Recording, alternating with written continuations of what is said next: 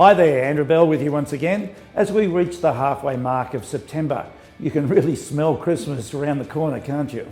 There's been a lot of feedback on the home of Mayor Tom Tate that we profiled last e-newsletter. Out of interest, it is now sold prior to auction after strong offers were made to secure the property prior to auction. One clearly was too good to refuse.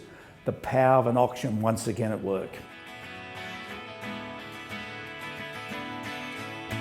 Today we're looking at the other end of the market, first home buyers. A recent report has suggested that home ownership has dropped from around 66% to as low as 50% over the past recent years. Now I don't agree with that number, but we certainly know that it has been in decline. We also know that rising real estate prices make it challenging for first home buyers. But let's remember that real estate prices have been rising for hundreds of years since the first settlement, so we should not be too quick to simply use that as a reason not to buy. We all have family, friends and people that we know that are stuck in that rental trap. We need to encourage them to get serious about home ownership so they're not stuck in that trap forever.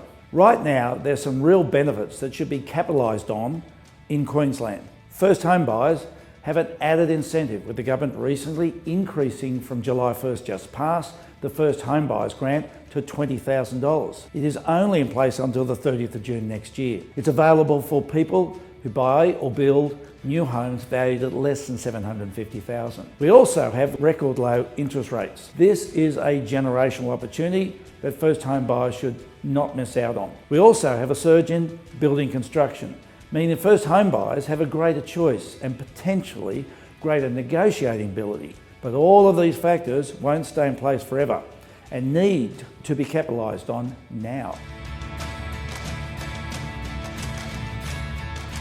There is also another trend that's emerging for first home buyers. Many are buying an investment property before buying a home to live in. Mortgage Choice Investor Survey last year revealed 36.6% of investors were first home buyers, and that was up from 21.1% the year before. This is largely because so many first home buyers want to live close to work and where all the action is, yet they can't afford properties in those locations.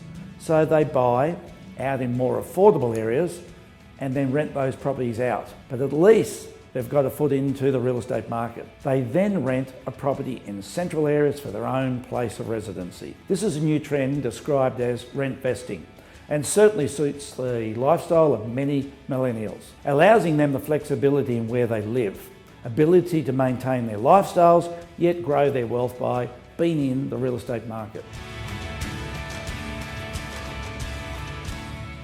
My final point on this, and I don't want to be a party pooper, but getting ahead in life usually means a little bit of sacrificing. So many of our younger generation are big on travel, love their clothes, love their nightlife, and their cars, and so on. A recent survey again by Mortgage Choice found that 69.4% of investors admitted to making sacrifices to buy property. They cut back on their day-to-day cost of living to achieve their property ambitions. I know many young couples who are working more than 2 jobs to stack away the cash to buy their first property. They are sacrificing holidays and lots of other lifestyle choices for a number of years in order to get into their first property. A little early pain for a long time gain.